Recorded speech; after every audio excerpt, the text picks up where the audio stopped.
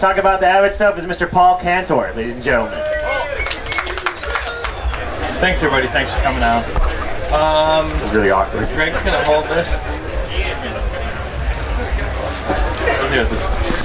So, with the advent of Elixir coming out a couple of years ago, the obvious direction for us was to move towards gravity as well when it comes to tapered bore technology. So we've incorporated that in the new code, which is one of the big achievements. We focused a lot on reducing the weight, improving the ride quality, and that's achieved through tapered bore in large part. It allows us to have a little more power. We still have a 4-piston caliper, but it's a dual diameter 4-piston caliper. So the front pistons are 16 millimeter, the back pistons are 15 millimeters. Slight increase in power, but with slightly modified lever geometry, it allows us to have a nice linear progression to the power, not have it too grabby, too on or off. We have a new detented contact adjustment, so in aggressive terrain, your contact point's not going to migrate at all. New detented reach adjustment as well in the lever, so a little more stealth, more concealed, but allows for easier adjustments. New forged pieces throughout, so forged caliper, forged lever body. We've been able to get a thinner wall thickness, so it brings the weight down.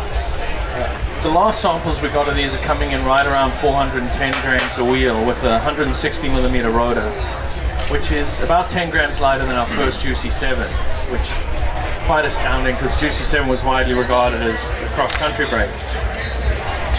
In addition to that, we still have the adjustable banjo, but we have added top-loading pads, which is fairly unique for a 4-piston brake. Much easier to work on the product, replace the pads. Some of our competitors like to claim that you can change the pads without removing the rotor. That's just not the case. You still need to remove the rotor, but it is top-loading pads. Paul, tell us a little bit about the variable piston diameters and what that really translates on the trail. It allows the power to come on a little more progressively, so it doesn't all come on at once. You sort of create a bit of a leading edge moment with the pads, and then the back portion kicks in, so the power doesn't come on all at once. Definitely with a brake like the Code that has so much power, it's super good. It's super important that you have that kind of control. And we worked really hard to not only make them quiet and smooth, but enable you to have the ultimate control for when you're in those sketchy situations. Something that the Code was known for was obviously the split cam that we have up front. It has a bit of a breakaway feature, were you to crash. It alleviates some of the pressure from the piston that prevents you from pulling the internals out. We still have that, and it's still mounted on a sealed bearing mechanism. So there's 3 sealed bearings in the pivot, and even with this, we've still been able to achieve really good weight numbers. Is that a new finish on there, Paul? Yeah, so all new the forgings allowed us to go to a full anodized finish, which is a lot more robust in this application. So obviously there's no paint to chip. I think higher quality of finish. Looks very high quality. From there we go to the Code R. So this will be the little brother to Code.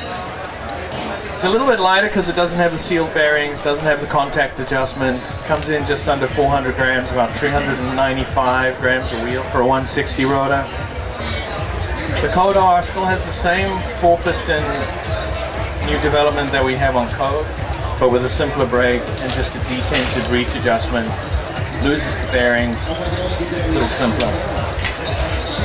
Power comes on the same, saves you a bit of money.